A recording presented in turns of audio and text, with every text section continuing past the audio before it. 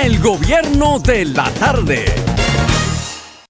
El ministro de Economía, Planificación y Desarrollo, Isidoro Santana, informó hoy que el gobierno dominicano previene, mediante una serie de medidas en la zona fronteriza con Haití, una crisis migratoria ante la inestabilidad política que afecta al vecino país. El gobierno le da seguimiento a los acontecimientos en Haití con la finalidad de tomar las decisiones pertinentes. Todo lo que pasa en Haití afecta a República Dominicana, eso es indudable. Sobre los mercados binacionales que operan en la frontera, Santana expresó que los productores locales están afectados por los acontecimientos en el país vecino, por lo que la situación persiste y se verán precisados a vender sus mercancías en los mercados nacionales. Todo esto según una nota de prensa del Ministerio de Economía, Planificación y Desarrollo. La viceministra de Seguimiento y Coordinación Gubernamental de la Presidencia de la República, Zoraima Cuello, afirmó este martes que desde el gobierno se ha amonestado funcionarios por incumplir los estándares que establecen las entidades que representan. La funcionaria explicó que como parte de una política de transparencia desde finales del año 2018, se puso en marcha un régimen de consecuencias para sancionar a incumbentes que no cumplan con las políticas de transparencia y buen desempeño de sus funciones. Eso aplica para los que no ponen la información en la página. No, a mí me encantaría que entren al Consejo Nacional de Pesca y Acuicultura. Yo estuve buscando en esa nómina, señores, y ustedes saben las agallas de esos administradores que ponen los cargos y los salarios y no hay nombre. ¡Ay, qué belleza! No hay nombres de quienes están nombrados. El exalcalde del Distrito Nacional, Roberto Salcedo, indicó este martes que no le luce pronunciarse contra la reelección, ya que él se reeligió 3 veces. No obstante, aseguró que la decisión final la tiene el pueblo. Entrevistado en el Gobierno de la Mañana, Salcedo precisó que una posible reforma a la Constitución tiene herramientas que deben cumplirse. A su juicio, no basta con una modificación a la Carta Magna y puso como ejemplo el del expresidente Hipólito Mejía, quien perdió el poder cuando intentó reelegirse. El director de la Policía Nacional, Mayor General Ney Aldrin Bautista Almonte, afirmó este martes que es implacable con los agentes que están involucrados en delitos. Bautista Almonte habló en esos términos tras ser preguntado por el caso bajo investigación sobre la desaparición de varios kilos de cocaína durante una incautación que supuestamente hicieron algunos policías en diciembre del 2018 en San Cristóbal. Precisó que tan pronto el caso llegó a su conocimiento, ordenó que se hiciera una investigación que ahora está en manos de la Inspectoría y Asuntos Internos, como ordena la ley de la Policía 590-16. Nosotros hicimos lo que la ley dice. Apoderamos a esas instancias en coordinación y junto con el Ministerio Público para realizar un proceso de investigación que va a determinar los responsables, añadió. El jurado del proceso en Nueva York contra el mexicano Joaquín El Chapo Guzmán, procesado por narcotráfico, lo declaró este martes culpable de ocupar un cargo de responsabilidad en el cartel de Sinaloa, por lo que ha sido condenado a cadena perpetua. El juez transmitió que la decisión del jurado fue condenar por los 10 cargos al Chapo y solo negó la unanimidad para esa decisión en 2 violaciones de uno de los cargos, concretamente centradas en la distribución de cocaína en 2017 y otra de marihuana en el 2018. El Chapo Guzmán no hizo más que ponerse la mano en el pecho, así como en el corazón, y luego lanzar un beso discreto a su esposa Emma Coronel tras el veredicto leído por el juez Brian Cogan en la Corte Federal de Brooklyn. Su esposa hizo prácticamente lo mismo, se cruzó las manos en el pecho y le tiró un beso antes de que los alguaciles retiraran al Chapo rápidamente de la sala. Tras un monumental juicio de 3 meses y 35 horas de deliberaciones a lo largo de 6 días, el jurado lo ha declarado culpable de todos estos delitos de tráfico de cocaína, heroína, metanfetaminas y marihuana a Estados Unidos, así como de uso de armas de fuego y lavado de dinero. Así es como comienza una nueva historia para el Chapo Guzmán, que va a pasar lo que le queda de vida, aún teniendo tanto dinero, en la cárcel. El gobierno de la tarde. Regresamos al gobierno de la tarde, ya son las 3:17. El juez de la Oficina de Atención Permanente del Distrito Nacional impone 3 meses de prisión preventiva como medida de coerción al sargento de la Policía Nacional, Julio Ángel Díaz Guzmán, acusado de haber matado con un puñetazo a su expareja en el sector de San Carlos. Bueno, yo quiero hablar del tema. José Luis abrió el programa refiriéndose al crimen horrendo de un niño de 10 años, de 7 puñaladas, y además fue quemado. Una, digamos, escena macabra, un resultado horripilante, algo completamente inexplicable a partir de lo que, según Descartes, era lo mejor distribuido de la naturaleza, que era la razón. Descartes decía que lo mejor distribuido que tenía la naturaleza era la razón, pero cuando uno está frente a acontecimientos de este tipo, se pone a pensar por dónde diablo anda la razón en la sociedad dominicana. Y José Luis abrió con ese tema, pero yo quiero continuar con el caso del cabo Julio Ángel Díaz Guzmán, un verdadero asesino, con una escuela de criminalidad que lo impulsa a tener un sentimiento de impunidad pleno. Uno no puede quedarse quieto frente a este crimen, como no se puede quedar quieta la sociedad frente a lo que significa en la escala de la degradación de la convivencia humana el crimen de un niño de 10 años apuñalada y después quemarlo como un animal. Como una basura. Yo creo que este policía, hay que dar un escarmiento con él y que la policía no haga lo que siempre hace, que a sus asesinos adiestrados los mete en una cárcel especial que es como un pequeño hotel de maravilla, que es que la cárcel de Radio Patrulla, en la que a los 9, 10 meses, cuando las cosas se han olvidado, esos asesinos están en la calle. Este hombre, este Julio Ángel Díaz Guzmán, no es un cualquiera, es un individuo vinculado a varias escenas de violencia y crímenes, y estaba todavía dentro de la policía. Una persona con una raigambre de violencia, con una irracionalidad plena en los términos en que él se cree superior e incluso participa de una escuela que desgraciadamente es la Policía Nacional de este país, en la que la gente se adiestra en el crimen. Porque cuando un policía se siente envalentonado y esgrime la impunidad para matar, es porque tiene una conciencia previa, lo que llamamos falsa conciencia. Hay una ideología, hay una falsa conciencia que orienta ese tipo de actitud.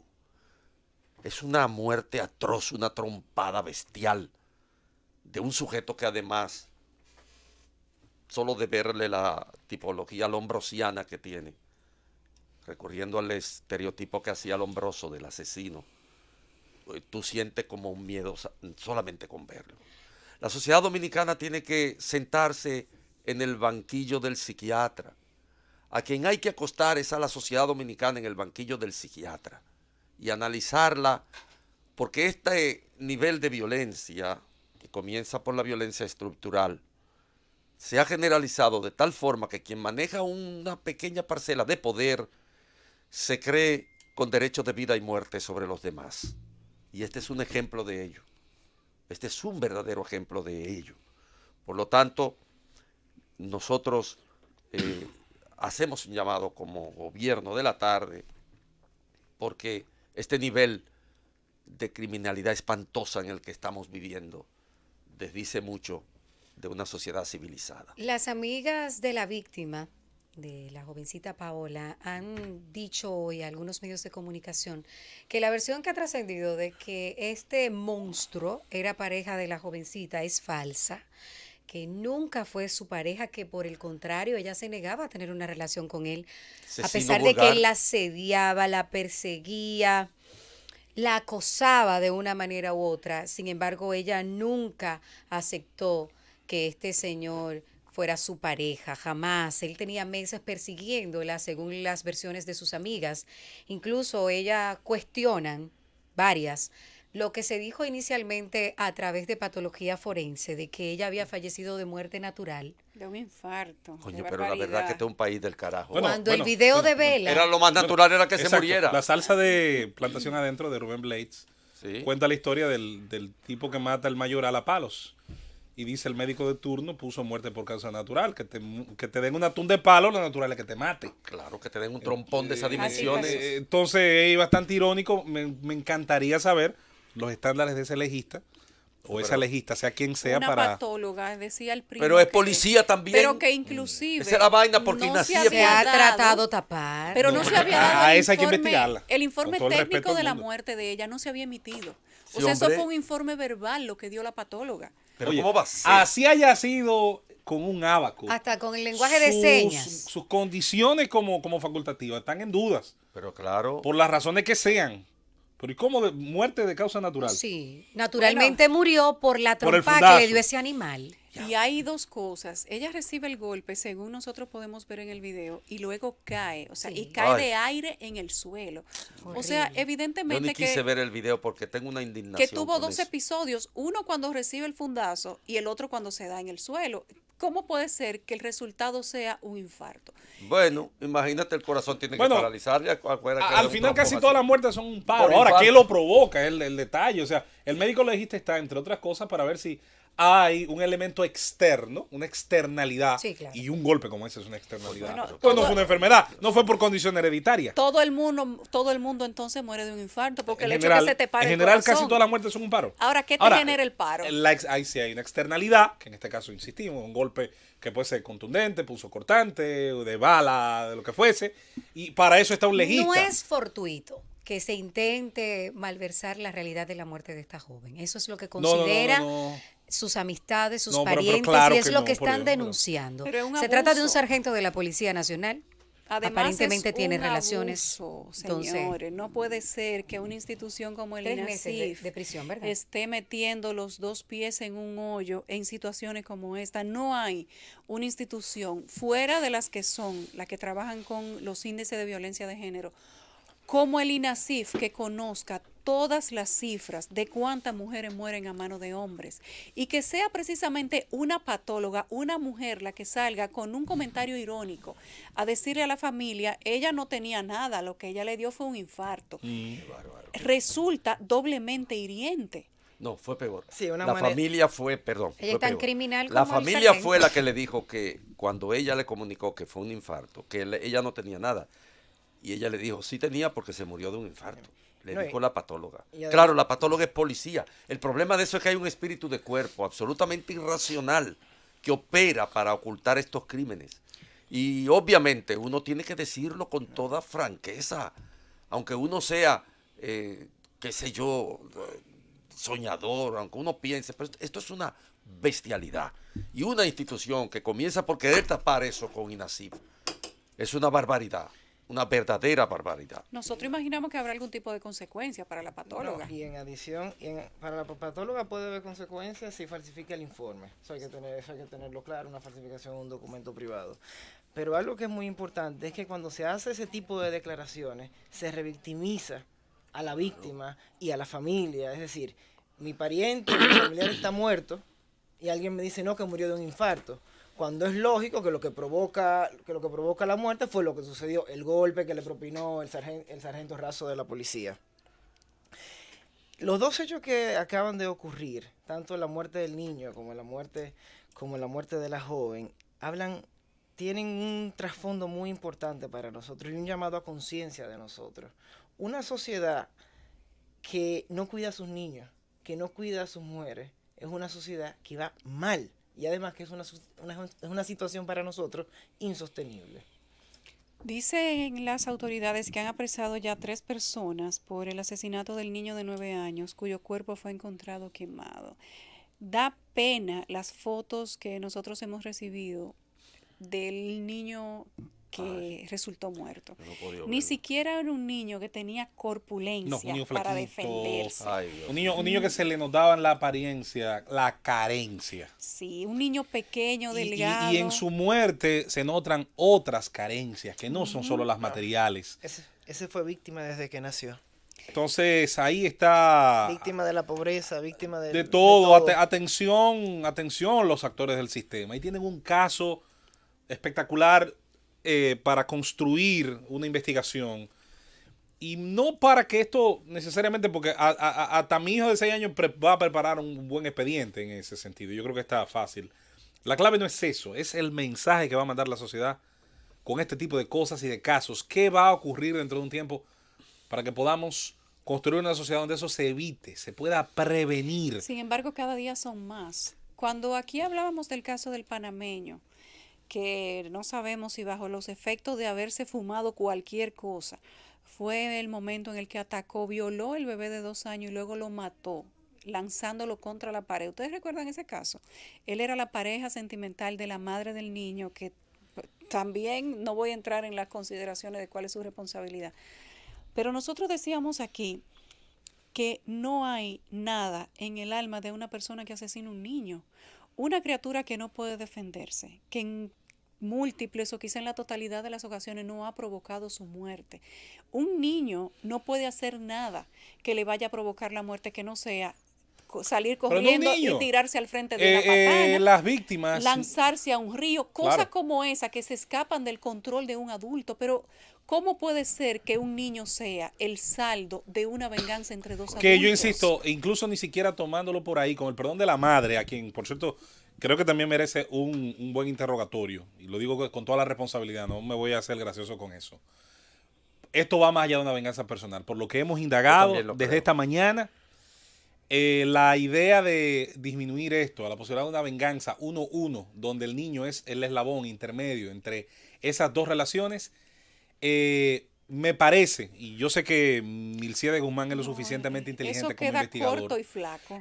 Para establecer, sobre todo, investigar la relación del niño con uno de los implicados a partir de la fase testimonial, donde muchos de los vecinos y familiares saben que había una relación que no era del todo sana con uno de esos adultos. El gobierno de la tarde.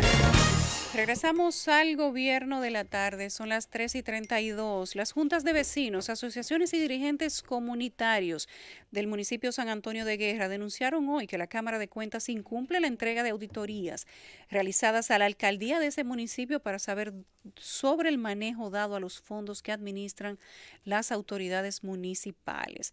Los representantes comunitarios explicaron que el organismo fiscalizador realizó en febrero del año pasado un levantamiento a la alcaldía correspondiente al periodo 2016-2017, pero aún la Cámara de Cuentas no ha entregado el informe, a pesar de que ayer era el último día para hacerlo. Mientras tanto, en la Cámara de Cuentas se informaron este martes que los informes están en el Departamento Jurídico y no tienen fecha de ser entregados. Me parece bastante sano que ese tipo de cosas ocurran, porque antes pasaban pura y simplemente y había una negación de la autoridad municipal, como hay una negación de todas las autoridades en este país por tradición a ser fiscalizadas. Verbigracia a los organismos fiscalizadores, siempre hemos dicho, el que fiscaliza durante y el que fiscaliza después, no hacen su trabajo. No lo hacen, primero, por una negación natural que hay de quienes son nombrados por el mismo poder que los otros funcionarios a echarse vainas. Eso es lo primero. Segundo, se suele utilizar como argumento, a lo mejor podrá ser cierto, podrá ser parte de una realidad o de una negligencia, el hecho de que no se tienen las capacidades, sean estas de equipo, sean estas de recursos humanos o materiales, para hacer todo el trabajo de auditorías previas, paralelas en tiempo o forenses, es decir, posteriores a de las obras que ejecuta el Estado Dominicano. Entonces, la ciudadanía, que esa es una expresión de la ciudadanía, juntas de vecinos, cualquier tipo de organización barrial, comunitaria, si están haciendo esos reclamos cada vez están llegando a los medios. A mí me parece que es una de las pocas cosas que está bien. Si ocurre con más frecuencia, algo está ocurriendo en el tejido social dominicano y no tiene que ser ni de índole partidaria, ni tiene que tener un nombre en todos los sitios, pero podríamos estar a las puertas, no quiero tampoco autoengañarme y decir que con esto ya despertó a la sociedad dominicana, pero podríamos estar a las puertas de encontrar un escenario bastante simple, por cierto, donde por fin ciudadanía empuje a funcionariado a la legalidad, porque de eso se trata, pura y simplemente. empujar a quien a usted le paga para que administre recursos a que lo haga con legalidad. Es tan simple como eso. Bueno, en estos días, precisamente, un diputado, creo que el diputado Díaz, ha denunciado una de las instituciones edilicias de Santo Domingo Norte, creo que es, y ha solicitado experticio a la Cámara de Cuentas. Y experticio, no solo hecho ya, pero que no se ha rendido, sino también abrir una investigación en una de esas instituciones edilicias. No recuerdo ahora el diputado, pero sí tenía pendiente hacer algunas notas sobre el caso. Es, como decía, amigo de nosotros que viene aquí, Díaz. Amado Díaz. Por cierto, hoy un día intenso en la Cámara, porque se está cerrando la legislatura. Y hay un montón de leyes importantes que se van a quedar otra vez sin ser aprobadas. Sí. El código, una vez más. Bueno, además del código, hay una ley relacionada al tema correccional y de carcelario que es importantísima. El sistema penitenciario. O sea que por ahí podríamos empezar haciendo lista de un montón de cosas que parece que se van a quedar para la próxima y así sucesivamente hasta el fin de los días. Pero pasó la del régimen electoral, ¿y de qué forma? Bueno, ahí ahora lo que ahí no se va a quedar son los préstamos. Oposición. No, lo que, lo que no se va a quedar son los préstamos. Por cierto, que más adelante, cuando inicie la ronda de comentarios, vamos a hablar también de ese tipo de cosas. De hecho, del tema de prioridades, de cuáles son las prioridades para usted, ciudadano, contribuyente, consumidor, bla, bla, bla, y quienes están al mando, quienes toman las decisiones, tanto para generar políticas directas, para formar leyes y demás, porque parece que andamos muy divorciados en esta sociedad, y los que estudian las sociedades, los que hacen estudios aplicando las ciencias sociales, saben que cuando las élites y la base de la sociedad están muy distantes en pensamiento e intención, lo que viene, y yo no voy a hablar ni de revolución ni nada por el estilo, pero eso suele preceder cambios. Lo que ha ocurrido en los Estados Unidos en las últimas 2 elecciones necesariamente vino de algún sitio. Y vino de un sitio que, entre otras cosas, muchos han llegado a la conclusión, no es sino un divorcio entre una base de la población enorme, grande, amplia, el obrero blanco del centro de Estados Unidos, que perdió su base de trabajo cuando esas industrias se marcharon a la India y a China, y notó buenas a primeras que el sistema había creado todo un organigrama para pura y simplemente desentenderse de él. Y en medio de esa crisis ocurrieron el advenimiento de 2 cosas, un presidente afroamericano y un presidente outsider del sistema, como Donald Trump. Ambas cosas son al mismo tiempo síntomas de lo mismo. Miren que un síntoma es del Partido Demócrata y otro del Partido Republicano. Uno es de centro izquierda, otro está mucho más a la derecha ideológicamente, pero en ambos casos comienza un divorcio de la idea del político tradicional.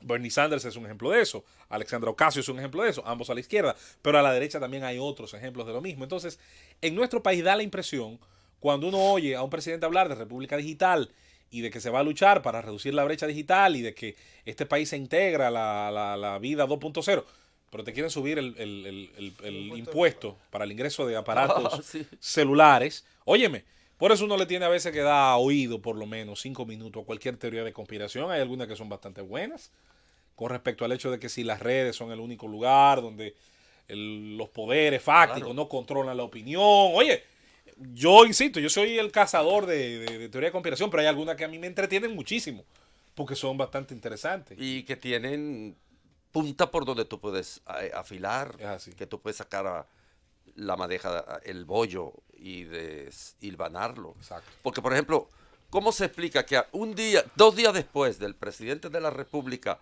hablar de República Digital y de hablar de las bondades, incluso hablar de un robot y de un montón de pendejadas que habló ahí el presidente de la República sobre de que los hombres ahora se van un a enamorar robot de los que se robots. van a acostar, que ellos que vayan, por el momento van a tener hijos con los robots?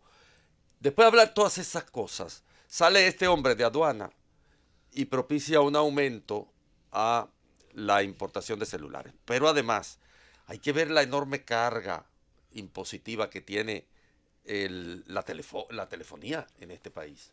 Tiene un 30% de, ¿cómo que se llama ese impuesto? Bueno, el impuesto más alto del continente. Tiene un 30% de impuesto selectivo al consumo. Y este individuo viene y dice que el 3% por la importación de lo que ya tiene un impuesto para su uso altísimo, que era poco y que se lo iba a poner en 20. No, pero ahora viene la buena.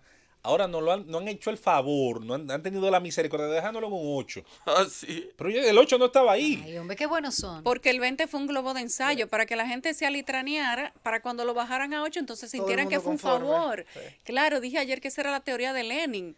Andrés decía que ya nosotros pagamos un impuesto que, por cierto, es muy alto, por Altísimo. usar el celular. Por usted usar su celular, ya usted le paga un impuesto al Indotel Mensualmente. altísimo, todos los meses o cada vez que paga una factura o cada vez que compra una tarjeta.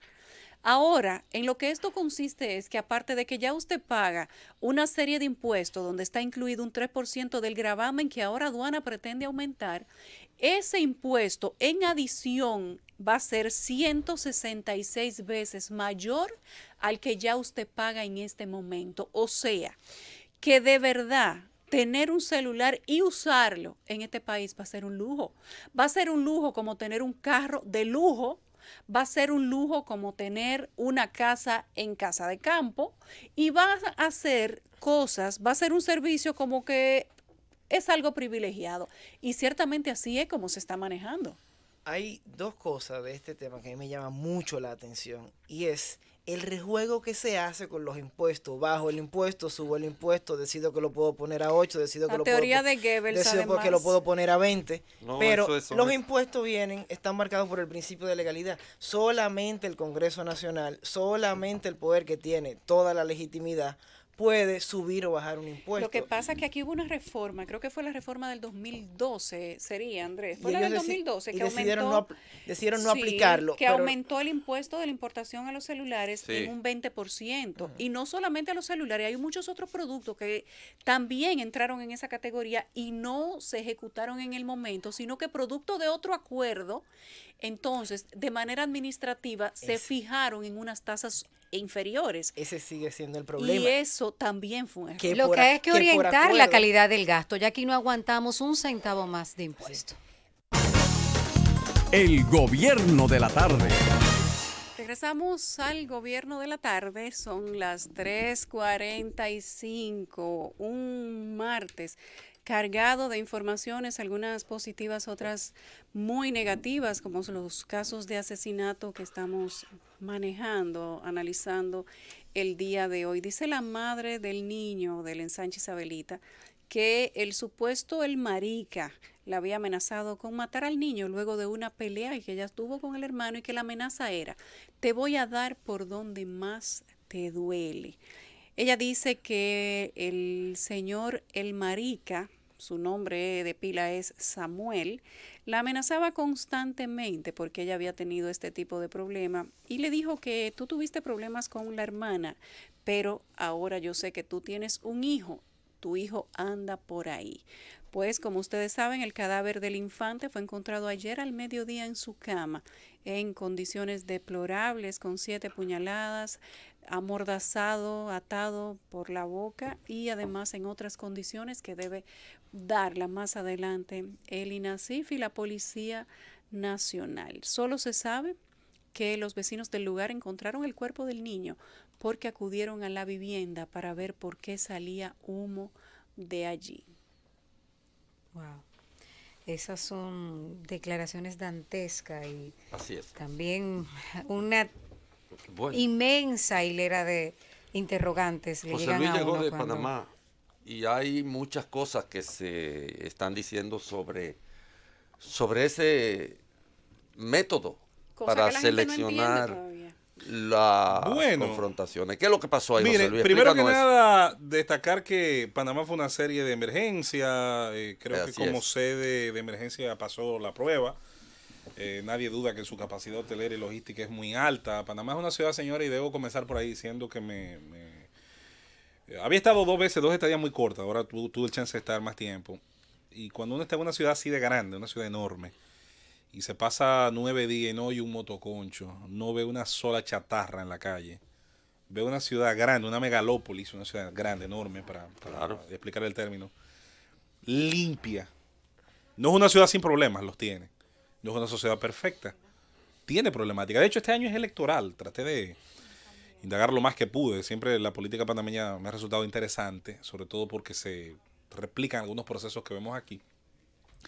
En cuanto al término específicamente deportivo, la Serie del Caribe culminó definiendo la clasificación a la final de uno de los dos grupos, porque así se dividieron por grupos. La clasificación de Panamá al partido final y no así de la República Dominicana y su campeón Estrellas Orientales, porque ambos equipos, al estar empatados en victorias y derrotas 3-1, se tiene que ir en eventos muy cortos, en eventos donde no hay tiempo, donde no hay espacio para definir ese desempate en el terreno, que sería lo ideal en un juego de desempate. Como no hay tiempo, ya la serie de por sí siempre corre contra un cronograma. El día 9 de febrero culmina el día donde las organizaciones de grandes ligas le dan permiso a sus jugadores a participar en béisbol de invierno. Por lo tanto, hay todo un cronograma que trata de hacerse siempre del día 1 o 2 al 7 y al 8. ¿Qué variación hubo? La situación de quitar la serie Barquisimeto, de encontrar una sede sustituta, pues retrasa más el proceso, y él mismo inició el día 4 para terminar el día 10. Entonces eso ponía contra las cuerdas a la organización. Luego está el tema de que la regla del torneo ha estado ahí siempre. Es una regla que se admitió por los participantes. Ninguna regla es injusta si las partes en el proceso la conocen previamente, y tenemos a Núñez aquí como abogado. El derecho administrativo tiene dentro de una de sus ramas, y España, que es la cuna, sobre todo de todos estos procesos donde el derecho administrativo se vuelve una ciencia aplicada muy, muy exacta, tiene un tribunal de arbitraje deportivo y donde, por cierto, ha sido muy interesante la jurisprudencia que ha generado. Si las partes convinieron un reglamento y el mismo se cumple a partir de los jueces o árbitros, no puede haber reclamo, no hay injusticia. Entonces, ¿qué ocurrió? Con 3 victorias y una derrota, el segundo elemento de desempate eran las carreras limpias, que en béisbol tienen toda una reglamentación de qué es una carrera limpia y cuál es una carrera que no es limpia, cuando la misma se produce a partir de errores defensivos, de situaciones de error defensivo, y no así solo del mérito ofensivo de quien la produce. En carreras limpias estábamos empatados, por lo tanto había que ir a una tercera fase para desempatar. La tercera fase para desempatar se ha elegido, podrá gustarle a uno más o podrá gustarle a uno menos, es el promedio de bateo colectivo. Y el promedio de bateo colectivo tiene una fórmula muy simple: turnos al bate, hits conectados. El más alto porcentaje, ahí perdimos 269 a 215. Panamá pasaba a la final y la terminó ganando. Pienso que fue el mejor equipo de principio a fin. Nosotros en parte pagamos nuestras culpas. Primero, por haber perdido el primer día frente al mismo país anfitrión, Panamá. Y segundo, porque el partido que le ganamos, el partido que le ganamos a ellos, y que es el que genera todo este debate, tuvimos toda la oportunidad de hacer muchas carreras. Si se hubiesen hecho, esto ni se discute. Clasifica Dominicana a la final y punto. Y no hay ningún debate. Por lo tanto, pienso que no se ha tratado de ninguna injusticia. Este tecnicismo podrá gustar más o gustar menos, pero no se va a dar todos los días. No todos los días se dan empates en 2 estamentos. Casi siempre se dan 1. Y por otra parte, es un evento corto. Es bueno recordar que los eventos tan cortos no dan espacio a que se puedan jugar desempates en el terreno, es decir, con otra fecha, con otro partido de 9 innings, y donde, insisto, ese cronograma contra el tiempo se da. Fuera de esto, puntos a mejorar de la sede panameña, doctor Andrés L. Mateo, compañeros y nuestro público, que hoy en Z Deportes se escuchó también un programa muy, muy bien realizado. El estadio, yo creo que le faltan muchas cosas para estar a la altura de otros estadios en el Caribe. El estadio Rod Caru, el Estadio Nacional Panameño, eso ya no lo va a mejorar nadie, está muy lejos, está media hora, 40 minutos de viaje desde la capital, está bastante retirado. Segundo, lo que sí puede mejorar es parte de su diseño para acceder desde las gradas a las áreas de trabajo de prensa o desde ahí al terreno. O sea que hay que salir y entrar. Tanto, José Luis? No se pudo pasear mucho entonces. No, se hizo el esfuerzo. Pero Eso sí está buena. Por cierto, qué envidia, debo decirlo, me da la zona colonial de Ciudad de Panamá. No, El bellísimo. casco antiguo.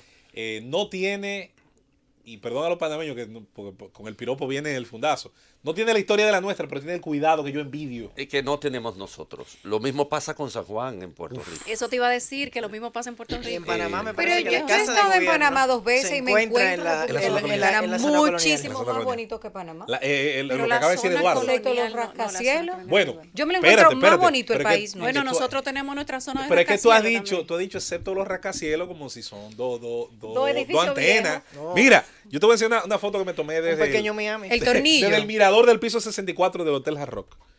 Y desde ahí arriba tú aprecias la inmensidad de un trabajo enorme que ha hecho Panamá para Y un país convertirse. pequeño. Bueno, Panamá hizo campaña, señores, en los años 80, creo que hasta principios de los 90, por el famoso niño millón, es decir, cuando llegara al millón de habitantes.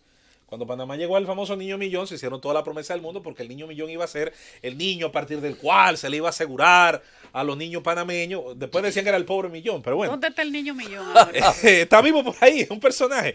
El caso es que Panamá ciertamente es un país cuya demografía es mucho más, es decir, población más pequeña que la nuestra, pero a favor de Panamá como proyecto país, sabían la dirección en la que querían ir.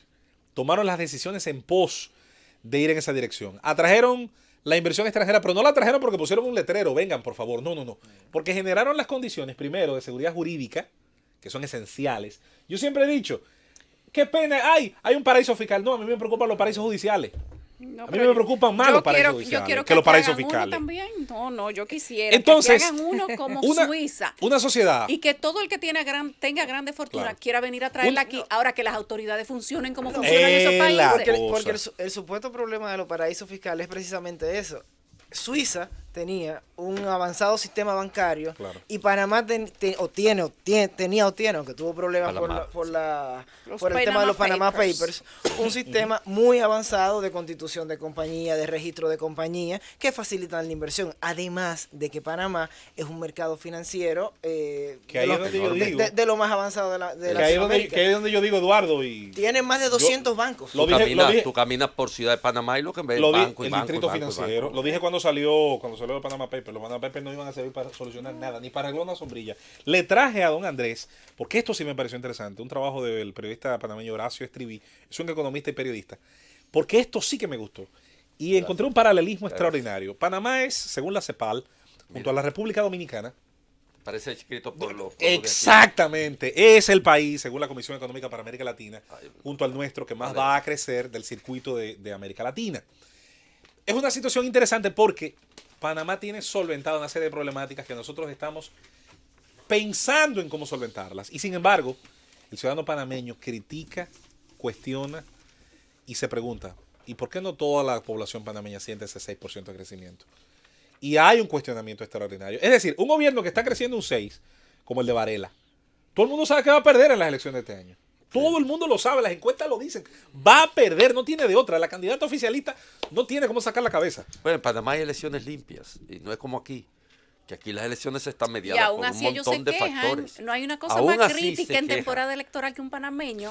Como- Porque ese es un Pero ejercicio democrático hay y variables ciudadano. aquí, ningún presidente, en Panamá ningún presidente se antoja de Sin decir que no va a embargo, respetar la Constitución. Sin embargo, ellos critican sobre la base de un sistema que a todas luces tiene mucha más transparencia que el nuestro. Mil Y no veces. es porque nosotros tengamos un complejo de Guacanagarí, que No, siempre no, creemos no, pues que porque la verdad que que lo la de vivimos. fuera está mejor. De hecho, el sistema de ellos para las licitaciones, tienen un sistema que se llama Panamá Compra, que yo voy y compro un alfiler. José Luis va y compra un lapicero y eso sale publicado. El Exacto. lapicero, Hay un el tema alfiler. Y de- entra cualquier ciudadano. Y es bastante rápido. Eso facilita el tema de la transparencia. Yo insisto, no es un país perfecto. Le traigo ese editorial precisamente a don Andrés pensando en Voy a cómo leerlo. incluso una sociedad que, vamos a estar claros, materialmente tiene logros que exhibir. Tiene unos logros que exhibir que son importantísimos. Y Panamá es tiene sede, muchas lagunas también que le faltan. obviamente. Ojo, Y está consciente porque cuando tú te de sales esa- de esas Ciudad lagunas. Panamá, cuando tú te vas para Colón, el trayecto de Ciudad Panamá a Colón es tétrico. Sí, es ojo, distinto. Incluso arroja... Es más, parece que son dos países. Arroja mediciones muy distintas, incluso la delincuencia, por ejemplo, que en Ciudad de Panamá está bastante restringida, está limitada a las afueras. Colón es una ciudad que tiene otros estándares en ese sentido. Ahora, volvemos a lo mismo. Por algún lado, los países tienen que comenzar. Panamá decidió hace mucho comenzar siendo una sociedad próspera y a partir de ahí generar estadios de desarrollo que creo que son bastante interesantes. Me gustó mucho el impulso sobre el tema del folclore. Creo que hay una política muy clara, incluso de los municipios, sobre todo el gran municipio capital, hacia el tema del folclore, el tema del muralismo, de los murales, a partir de que los propios artistas sean los que se encarguen de darle forma a la ciudad, a todo este muro de cemento y de hormigón. Y bueno, una experiencia interesantísima que creo bien vale la pena, sobre todo para hacer ejercicios comparativos. No ejercicios comparativos inútiles, no se trata de ahora extirpar los rascacielos panameños y traerlos acá. El desarrollo no se mide necesariamente en rascacielos.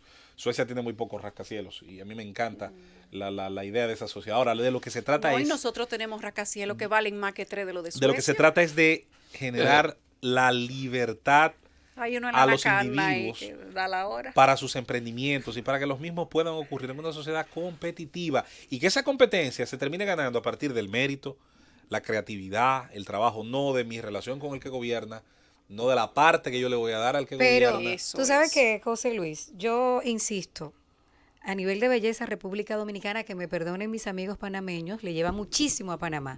En lo que yo sí envidio a Panamá, y ojalá sueño con que aquí pase eso, es que Varela, el presidente actual, a pesar de que Ricardo Martinelli en un momento fue su aliado, Sí. la justicia por el caso de Brecht lo ha sentado en el Sí, banquillo sí. a él y a sus hijos. Así Que mismo, Odebrecht así es Aquí como no, la aquí hacen belleza. acuerdo por debajo de la mesa y si tú fuiste mi Una de mis aliado, estás sorpresas- revestido de impunidad. Una de mis sorpresas fue la popularidad de Odebrecht Martinelli. como la Es belleza ha resultado ser Es subjetivo. enormemente popular y sin embargo hasta la gente que le gusta, lo apoya, sabe que robó. Y por lo tanto está tranquila, está consciente que tiene que pagar las consecuencias de eso. El gobierno de la tarde. Regresamos al gobierno de la tarde, ya son las 4:01. El consulado dominicano en la comunidad de Juana Méndez en Haití se mantenía este martes cerrado y se desconoce cuándo se reiniciarán las labores. Un oficial consular dominicano acreditado en la vecina nación indicó que en total 14 personas fueron evacuadas ayer, incluido el cónsul asignado en Juana Méndez, el señor Antonio Cruz, alias Polín. Ante el recrudecimiento de las protestas públicas en toda la nación haitiana y que ha dejado un saldo de varios muertos y heridos, la sede del consulado dominicano quedó bajo custodia civil y militar hasta que se pueda volver a reabrir. Ayer el mercado binacional que realizan comerciantes haitianos y dominicanos 2 veces por semana no pudo celebrarse por la falta de compradores, mientras que el Ministerio de Defensa dominicano reforzó la vigilancia militar en la zona. Varios vuelos desde República Dominicana hacia Haití han sido cancelados debido a la crisis que se vive en esa nación caribeña en este momento. Iniciamos con la ronda de comentarios y el primer turno es de Andrés L. Mateo. Muchísimas gracias. Quienes escuchan el gobierno de la tarde me habrán oído hablar una y otra vez de la importancia de la educación para la primera infancia en un sistema educativo y llamar la atención respecto de el nivel de cobertura tan bajo que en la República Dominicana hay en este segmento de la sociedad dominicana. En estos días, la Organización de Estados Iberoamericanos, su representación en la República Dominicana, la Universidad Católica de Santo Domingo y el Instituto Nacional para la Primera Infancia, creo que también otras organizaciones, este Instituto Nacional para la Primera Infancia que dirige Berníneza Franco, anunciaron un curso especializado sobre educación para la primera infancia, en la que habrá algunos especialistas que se estarán formando allí. Nosotros hemos hablado muchas veces de ese tema. Hemos hecho análisis de todo tipo en relación con la importancia que tiene dedicarle una atención especial a este segmento de la población y felicitamos que este curso se esté organizando para ir formando el personal y para que en algún momento de la historia contemporánea el Ministerio de Educación se aboque a afrontar todo lo que entraña esta etapa del proceso formativo de un niño como una respuesta social a lo que se espera que sea un resultado también social. Bueno, pero yo quiero comenzar por establecer un punto de partida esencial.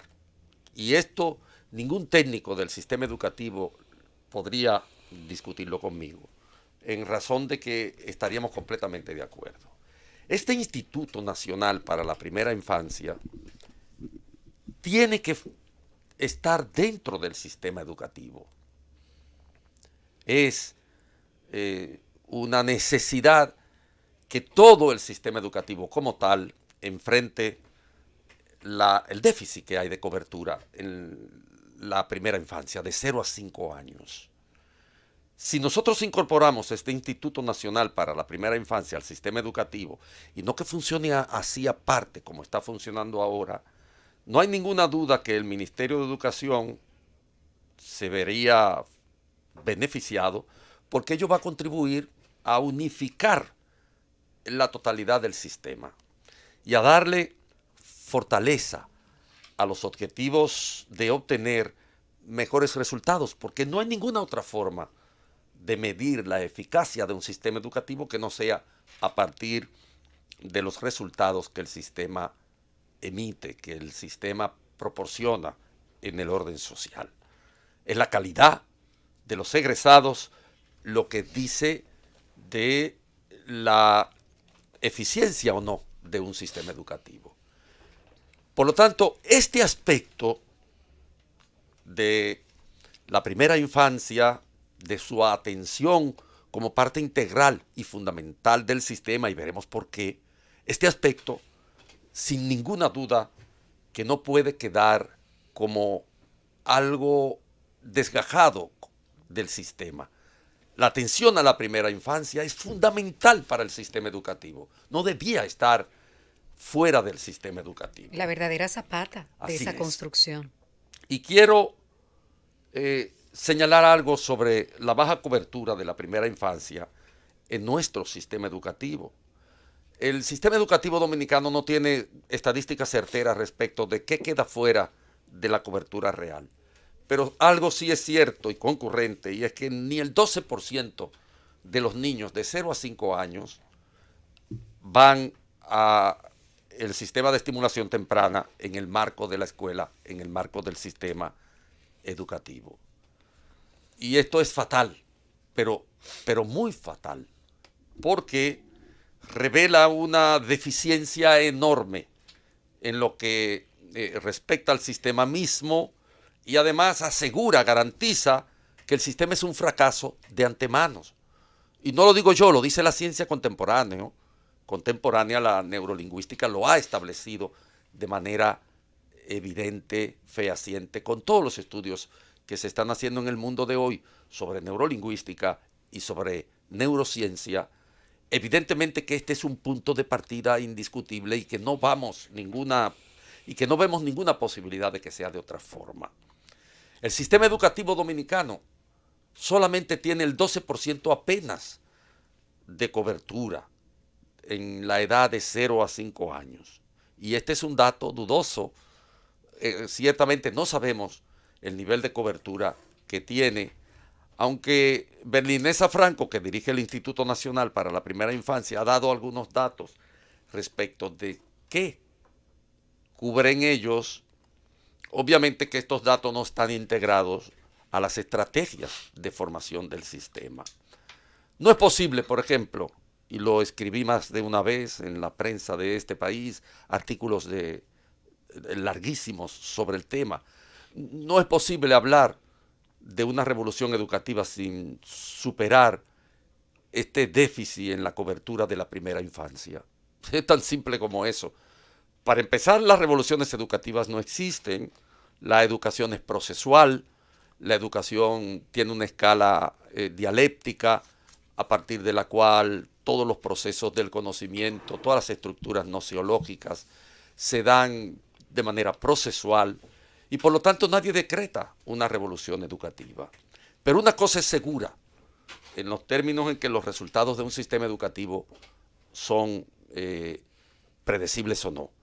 Si en un régimen el sistema educativo tiene solo apenas el 12% de cobertura de los niños pobres, porque los niños de los ricos y de la clase media alta tienen garantizada la educación de 0 a 5 años, porque van a las escuelas de estimulación temprana, porque tienen alrededor de sus estrategias educativas que conforman sus padres, tienen escuelas aseguradas, porque tienen espacios, porque tienen materiales didácticos, porque tienen acceso mucho más libre que los niños pobres que no van a la escuela educativa, a la estimulación temprana. Para transformar los resultados de la educación dominicana, por lo tanto, es necesario asumir la responsabilidad de dar atención de primera infancia. Esta es la etapa más crucial en que el cerebro construye, mediante el estímulo, los núcleos neuronales que van a permitir el desarrollo del conocimiento en el niño. Y por eso encarna la más rotunda desigualdad que puede tener el sistema educativo en la República Dominicana. La diferencia que existe entre la clase media y la clase alta, que manda a sus hijos de 0 a 5 años en un 100%, y los pobres, que solo en un 12% están cubiertos por el sistema público. Por lo tanto, nosotros vemos muy bien que el Instituto Nacional para la Primera Infancia organice y tenga ofertas para este sector social. Pero hay que integrarlo al sistema educativo. Hay que cohesionar el sistema educativo para resolver este problema. Si no, no podemos hablar en el futuro de que vamos a mejorar la calidad de la educación dominicana. El gobierno de la tarde. Regresamos al gobierno de la tarde. Ya son las 4:03. Estamos en la ronda de comentarios y es el turno de Eduardo Núñez. Muchísimas gracias, Yulisa. Buenas tardes nuevamente a todos nuestros radioyentes. En el día de hoy, yo voy a retomar el tema del momento, que fue el tema del cual hemos venido discutiendo desde el día de ayer. En el día de ayer yo mencionaba que las elecciones sirven esencialmente para 3 cosas: otorgar representación, formar un gobierno y crear legitimidad. Fuera de esto, no sirven de mucho.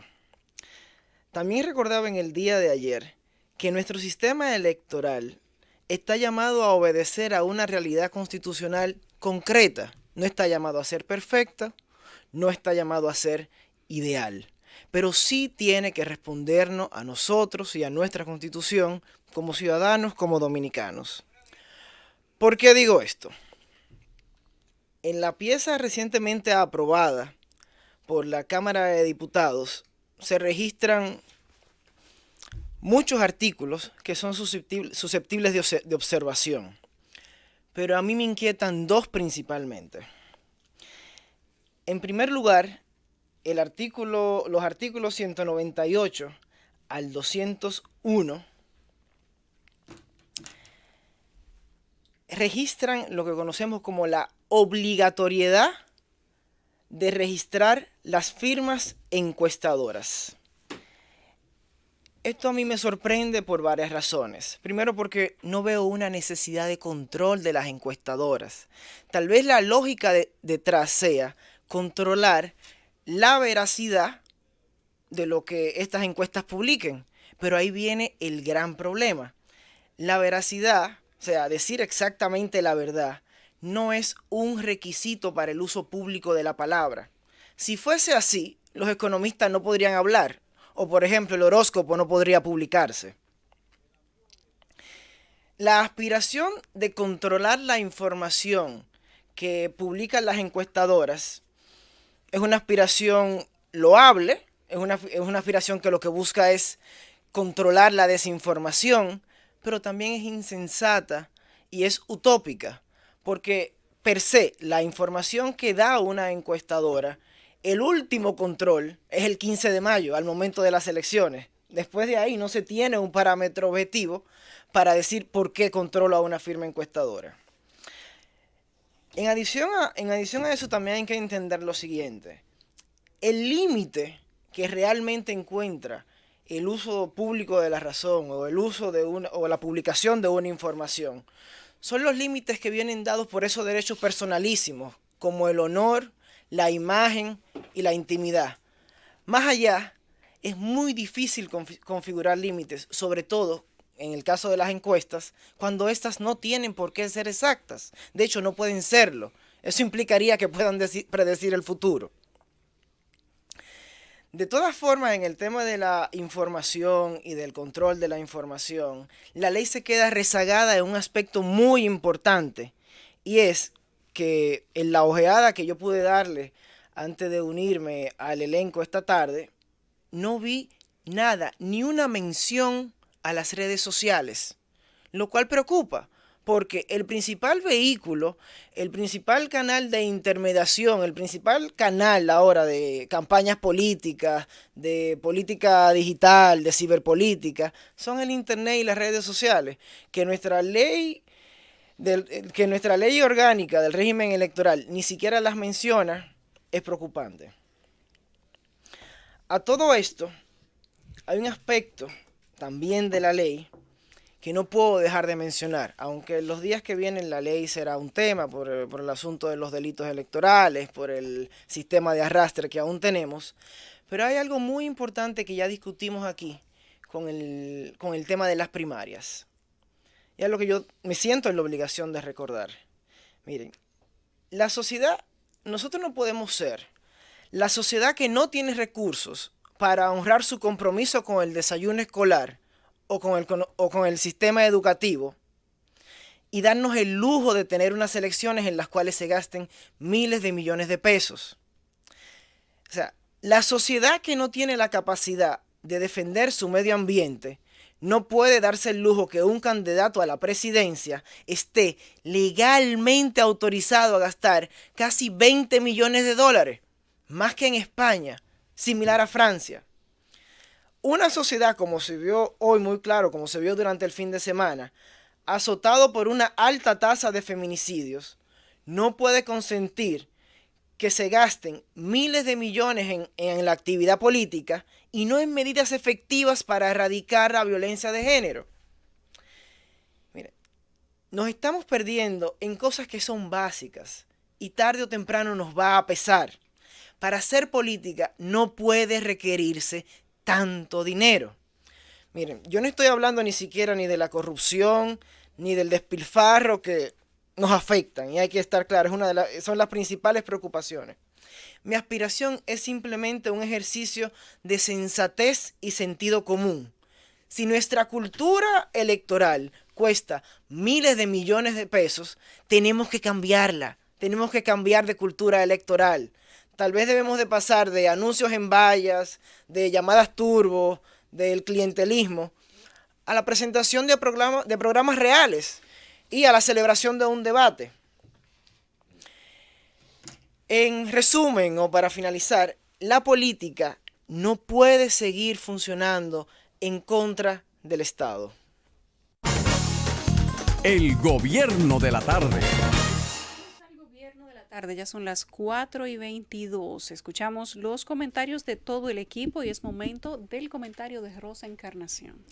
Buenas tardes, gracias Yulisa y a todo el equipo de la Z101 y por supuesto que para nosotros siempre es un privilegio contar con la sintonía de cada una de esas personas que a través de su dial, también en las redes sociales, nos acompaña en esta Z101, el gobierno de la tarde. Por supuesto que hoy me tengo que referir a la joya de diputado que tenemos como presidente en la Cámara Baja, que además fue profesor, dio clases, debe ser un ejemplo, el señor Radamés Camacho. Él hoy ha sido el foco de un paredón de críticas porque ha hecho una comparación de la Junta Central Electoral con las amas de casa.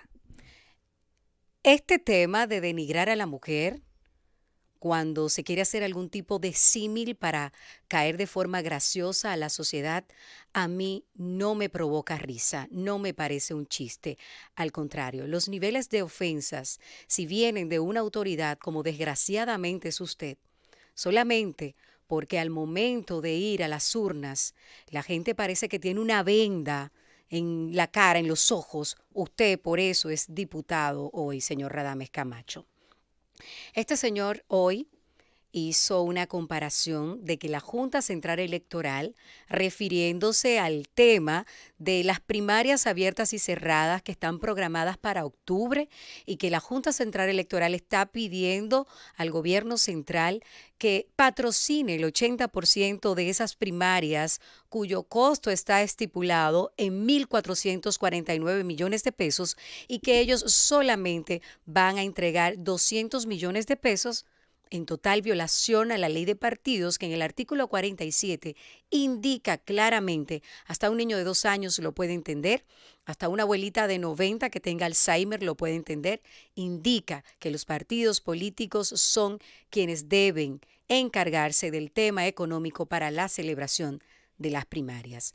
Cuando este señor, privando en gracioso, en comediante, poniéndose el saco de un comediante barato, porque sus chistes, insisto, no producen risa, y más cuando se trata de denigrar una clase como las amas de casa, que son mujeres que se entregan diariamente, que probablemente sacrifican su vida profesional para dedicarse a la atención de sus hijos, de su esposo, de los suyos, y que este señor venga a hacer esta comparación de que la Junta Central Electoral es como las mujeres en su calidad de amas de casa, que por más que usted le dé, nunca alcanza el dinero. Se atrevió a dar detalles. Dijo que las amas de casa administran bien después porque nos guardan de todo, refiriéndose a la comida, me imagino, les compran ropa a los niños, van al salón y andan siempre bien vestidas. Pero insisten que el dinero no le da para nada. O sea, que las amas de casa se roban parte del dinero para cumplir con ese tipo de detalles que él posteriormente dio. La verdad que da vergüenza que nosotros tengamos representaciones como usted, y peor aún, que usted presida la Cámara Baja en República Dominicana, cuando usted ni siquiera tiene un discurso de respeto para referirse a estas mujeres que, insisto, trabajan arduamente y muchas veces sacrifican su vida profesional y personal para entregarse a sus familias. Pero usted es el mismo diputado que se hizo millonario en el ADP cuando fue su presidente. Usted, profesor, usted puede dar clases de finanzas porque usted, después que era un pobre profesor, se convirtió en un político millonario.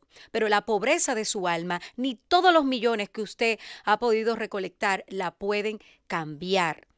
Su alma es tan pobre como su declaración jurada hace muchos años. Usted es el mismo diputado que no quiso transparentar. ¿Y qué esperar de usted, señor Radames Camacho? Si toda su familia está guisando en el gobierno, ¿usted es el menos indicado para hablar de desenfreno económico en el Estado? Cuando usted de 7 hermanos tiene 6 guisando en distintas instituciones públicas. Cuando usted, 3 de sus hijos, 2 están nombrados en el gobierno, uno en Indotel y otro en Industria y Comercio. Pero ¿de qué administración puede hablar usted cuando se trata de recursos económicos públicos, señor Camacho? Irrespetuoso por demás. Cuando su esposa es viceministra de Educación y devenga mensualmente 250,000 pesos. Es que usted se lo puede tomar a chiste este tipo de situación. Porque usted no tiene más que ganancias del erario público, del bolsillo público. La verdad es que yo, cuando veo los políticos dominicanos con el tupé que ellos dan la cara, con discursos vacíos, que ni siquiera son bonitos los discursos, porque los sofistas tenían discursos muy bonitos, pero vacíos. Pienso mucho y quisiera que el tiempo pase rápido y que llegáramos nuevamente al 2020, a unas elecciones, para que la gente en ese año, en el 2020, ponga ejemplo a este tipo de personas que se creen que ser funcionario público es funcionar para el interés particular. Eso no es un chiste, señor. Qué desgracia que usted sea un representante, que usted sea un legislador en República Dominicana. ¿Qué nivel tiene usted, señor profesor? ¿Qué ejemplo usted puede darle a la sociedad cuando hace un símil tan descarado, criticando, porque hay que guardar distancias? Las amas de casa administran el dinero de la familia. Por ende, son buenas administradores y administradoras. La Junta, al igual que otras instituciones, hace una especie de piñata o de garata con puño con los recursos públicos. Entonces, guarde la distancia. Ahí no cabe ese símil, señor. Yo le invito a usted a que por favor revise sus declaraciones. Y no es la primera vez que usted habla de forma denigrante en contra de la mujer, porque recordamos cómo se refirió a Farideh Raful también en meses anteriores. Usted parece que el poder que tiene como legislador, que se lo otorgamos nosotros, el pueblo, que quizás mal orientado, votó por usted teniendo una falsa esperanza de como era un profesor, usted iba a representar el cambio. Qué desgracia tenerlo a usted. Definitivamente, señores, en República Dominicana, con este tema de Radamés Camacho, con lo que ha ocurrido en San Juan, con este duelo de recursos que tienen Lucía Medina, alias la Toleta de senadora, y también el actual senador por San Juan, Félix Bautista, que tengo información de que le dijo a la rectora de la UAS momentos antes de la graduación de la semana pasada que iba a hacer entrega de esos anillos que no compró de forma regular porque lo hizo a través del mercado negro. Con estos representantes que tienen seguidores, que se adhieren a ellos por lo que puedan entregarle, por lo que puedan sacar de sus bolsillos, usted, Radamés Camacho, es un vivo ejemplo de que en República Dominicana lo que tenemos son líderes de papeles con los pies de barro. Francis. El gobierno de la tarde. Regresamos al gobierno de la tarde, ya son las 4:34. La Superintendencia de Bancos ha anunciado hoy que 17 entidades financieras han quedado fuera del sistema por irregularidades. Dice el superintendente de bancos que, de acuerdo a las informaciones que hoy pudo hacer pública la superintendencia, hay 12 organizaciones que salieron de manera voluntaria y 4 que tuvieron que ser disueltas por no acogerse a los lineamientos y regulaciones bancarias, que fueron el Banco Peravia, el Banco Providencial, Rona y la Oriental, las cuales tenían un peso ínfimo en el sistema financiero. Dice el superintendente que los ciudadanos deben depositar su dinero en entidades autorizadas. La Superintendencia de Bancos no puede controlar el dinero que deposita una persona a otro por la vía informal. Esto a propósito de que esta semana pasada la Corporación de Crédito Oriental fuera cerrada por haber timado de manera supuesta y según el expediente que sustenta el Ministerio Público a varias decenas de personas, por lo que ahora se encuentra imputado en un expediente que inclusive menciona el delito de lavado de dinero. Continuamos con la ronda de comentarios y es momento del comentario de José Luis Mendoza. Muchas gracias y nueva vez el saludo cordial a nuestros oyentes. Todo este tiempo que estuvimos en Panamá, extrañamos este ejercicio de todos los días venir a comentar sobre las diversas problemáticas que nos afectan, tanto internas como externas.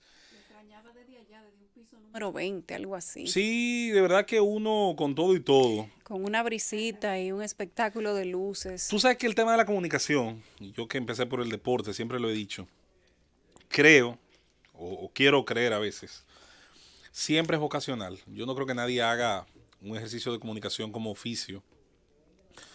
Primero por lo que paguen. No se puede. Puede a veces que usted reciba una buena paga, al final usted negocia su precio en el mercado, dentro de las condiciones que existen. O que lo haga pura y simplemente por la satisfacción de tener siempre la razón, porque usted está todos los días sometido al escrutinio tanto de tus compañeros como de quienes te escuchan. Usted va a estar equivocado muchas veces, no va a tener todas las veces toda la información, ni todas las veces las conclusiones van a coincidir con las suyas. Creo que hay en esto algo de vocación. Cuando me presentaban ahora al joven Eduardo, abogado que está acá con nosotros, y él con muchísima modestia decía, no soy comunicador. Claro que eres comunicador, comunicas. tienes la capacidad de explicar, utilizando un lenguaje que también dice mucho de lo que tienes en tu mente, una serie de posturas. Puedes justificarlas, puedes hacer un esfuerzo por sostener esas opiniones con argumentos. Mientras más didáctico seas explicando esos argumentos, mejor. No porque todo el que te escuche va a estar de acuerdo contigo, ¿eh? Yo no soy de los que cree, y eso es una discusión filosófica en la comunicación, que el ejercicio del hacedor de opinión, el motivo, la intención es hacer que todos opinen igual que nosotros. Yo creo que el mejor motivo es que todos entiendan cómo pensamos. Me parece más honesto eso. Lo otro es propaganda. Lo otro es propaganda. Pensar que todos van a pensar y opinar como yo opino, sobre todo haciendo uso casi siempre de esas argumentaciones emocionales, fáciles. Por eso no se puede temer cuando se hace un ejercicio. Mira, hay de todo, eso se disfraza mucho. A veces los ejercicios de comunicación más irresponsables son bastante tolerantes. Déjame decirte, porque hay que vender bien el producto. Hay que los alimentos que menos valor alimenticio tienen. Le dicen a sí ¿Qué mismo venden? los mejor vendidos. ¿Qué venden? Voy a poner un ejemplo. Todo el mundo sabe de qué producto voy a hablar. No lo estoy criticando. no lo compra el que ejemplo. quiera. Hay una bebida famosa en el mundo. Es la marca más exitosa del mundo. Que ha hecho del principal elemento que vende la felicidad. Enjoy, disfruta. Y insisto, yo no digo que esté mal. Yo he bebido muchísimo de ese alimento y no me he muerto. Hoy trato de no hacerlo tanto por el contenido azucarado que tiene. Pero te quiero decir que su éxito no está basado en vender vitamina A, B, ni C, ni en que tenga fructosa, ni nada por el estilo. Ha logrado aliarse a una serie de conceptos muy etéreos, y eso te dice a ti también que fácil es para nosotros los seres humanos comprar argumentos muy etéreos. Y eso pasa en la política también.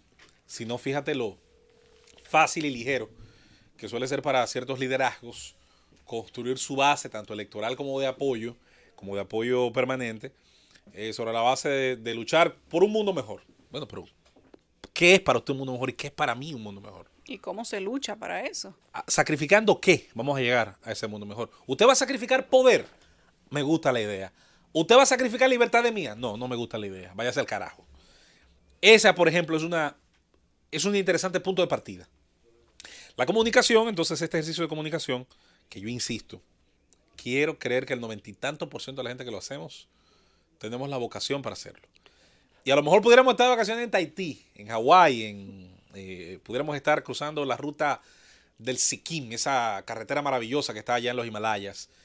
Y nos va a hacer falta, eventualmente, cada cierto tiempo, este ejercicio de ponernos frente a un micrófono y de hacer un vaciado, no solo de las informaciones que nos llegan, que, insisto, hoy yo con la de ese niño tengo y me sobra para sentirme triste, indignado, sentirme molesto con el género humano.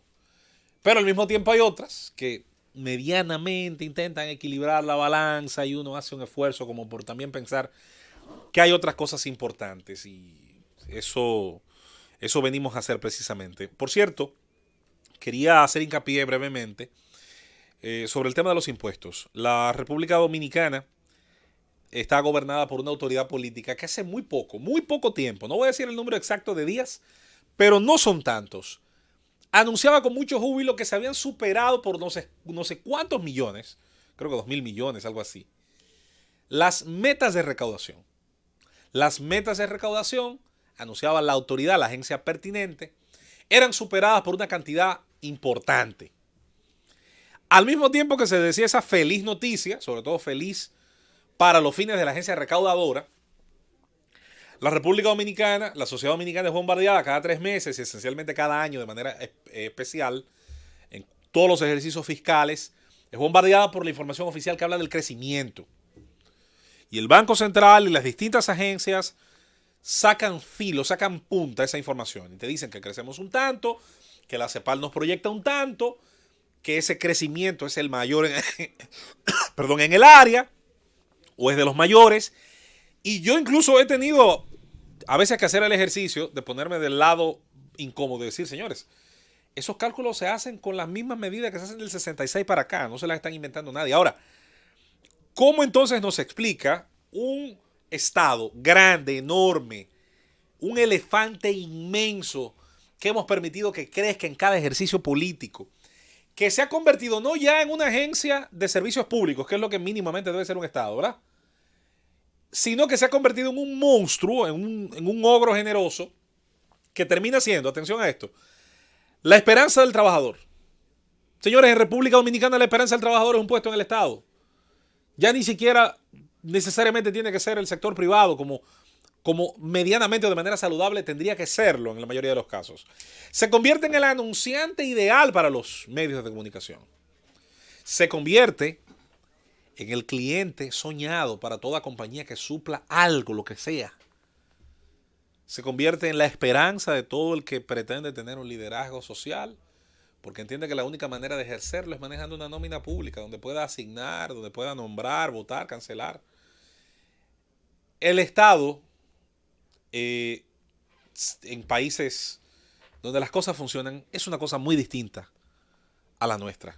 A este pulpo enorme, este monstruoso laberinto de oficinas centralizadas y descentralizadas, donde cada director, ministro, viceministro es un pequeño cacique, donde hay un microcosmos, donde todo el mundo le sirve y donde se le hace reverencia. Y ganan adeptos dependiendo del presupuesto que le toque manejar. Del tamaño de su cacicaje. Claro. Entonces, ese Estado, caro, enorme, porque mantener ese boato, mantener cada placa oficial, cada franqueador, cada especie de cortecita, porque es una corte móvil que tienen, cuesta. Y no les cuesta a ellos, a usted que nos escucha, al contribuyente. Si se nos decía, y se nos dice que crecemos y crecemos, hipotéticamente ese crecimiento se tiene que reflejar en la fiscalización. Una economía que crece es una economía de la cual ese pulpo, cuando mete sus tentáculos en los bolsillos ajenos, que no me canso de decirlo, es la única manera en la cual maneja riqueza, porque no la crea. El Estado no crea riqueza, sáquense eso de la mente. Crea formas de gastar la riqueza que a otros les cuesta mucho esfuerzo generar. Y la que no se ha generado tiene la venia para endeudarse y recibir esos recursos, pero luego se los va a cobrar a esas mismas personas físicas o jurídicas que pagan impuestos. Hay que insistir hasta el cansancio, hasta que la gente pueda grabarse ese mantra, hasta que le quede grabado, como al ganado le queda la marca del hierro candente. Y hasta que eso no ocurra, no vamos a tener entonces, así como el hierro candente genera una cicatriz por la cual se pueden diferenciar los distintos ganados y sus propiedades, los ciudadanos, los contribuyentes, no vamos a cauterizar en esa herida la convicción de que nosotros somos los que mantenemos el tinglado que a su vez no es satisfactorio. Se diga lo que se diga hoy en República Dominicana, en el año 2019, la fecha que nos concierne, ese tinglado caro, enorme, difícil de sostener, ineficiente por demás, no genera resultados satisfactorios a la ciudadanía dominicana.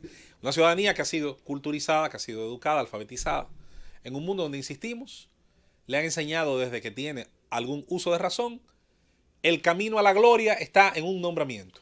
El camino a la gloria está en ser funcionario electo. El camino a la gloria está en estar cerca de los que toman decisiones desde ese estado. Y desde ahí se puede decidir la suerte, la vida y la muerte de empresas, de emprendimientos y de un montón de cosas. Y no debe ser así. Las sociedades que triunfaron, y yo me la paso siempre viendo los estándares, los tops, los 20 países de más libertad económica, los 20 países donde es más fácil ustedes registrar una empresa, los 20 países donde es más fácil que un hijo suyo vaya a la universidad. Y si algo tienen en común esas listas, que tienen ciertas variaciones, es que casi siempre 19 de 20, donde es un top 20, y si es un top 30, 29 de 30, son países donde el Estado tiene una labor reducida en su tamaño. Y donde el protagonismo es de los ciudadanos.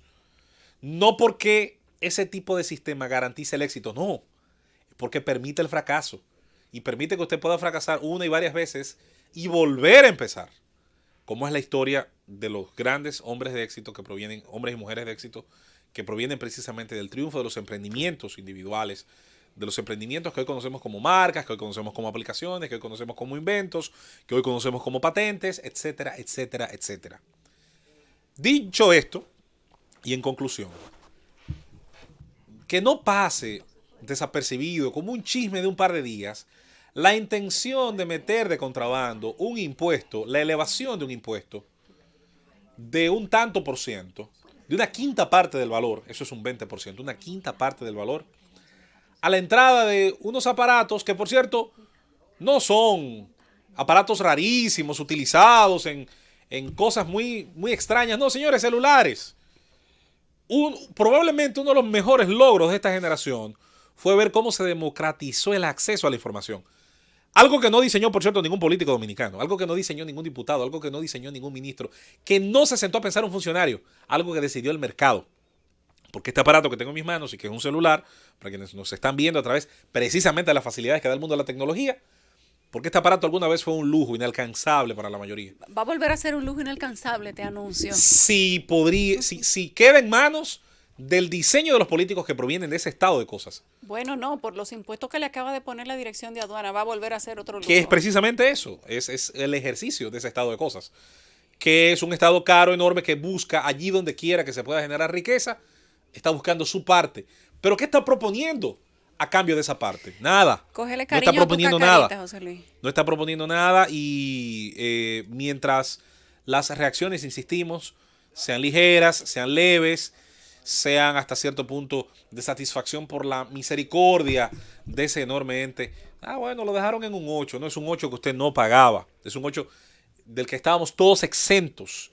En un país donde se habla de reducir brecha digital, donde se habla, entre otras cosas, de acceder a una plataforma precisamente de comunicación que cada vez haga más rápido el ejercicio de usted enterarse, pero también de usted opinar, de usted ser parte de los procesos, al menos comunicacionales, que es una de las maravillas que permite este mundo de redes sociales. Insistimos, no es la garantía de una sociedad perfecta, ni mucho menos. Pero para una sociedad ser perfecta, entre otras cosas, tiene que haber la garantía de que hasta los que menos tienen pueden acceder a diversas formas de llegar al mundo de la comunicación, de llegar al... Señores, de que un joven de una casa, de un sector humilde, pueda acceder a Google a través de una pantalla, sea esta de una tablet, sea esta de una PC, sea esta de una laptop, pueda pura y simplemente acceder a medios de información que no sean tan elitistas y que no estén cerrados simplemente a quienes por suerte o por mérito tengan hace muchísimo tiempo una acumulación de medios materiales. Porque así de importante. antes, quien tenía un celular, una tablet, una computadora, eso era Sí, eso personas dijimos. que tenían dinero. Eso dijimos, por eso ha sido uno de los ejercicios más Pero maravillosos del esa mercado. brecha jamás será cerrada si este No, tipo y de si se ha situación- cerrado no es por los políticos tampoco. No, No es por un favor mire, de un político. Cuando yo estaba chiquita, porque Es es por el mercado. obligatorio. No, es porque el mercado, es por el Sí. mercado. cuando yo estaba chiquita, eso no hace mucho, en estos días, tenía un tío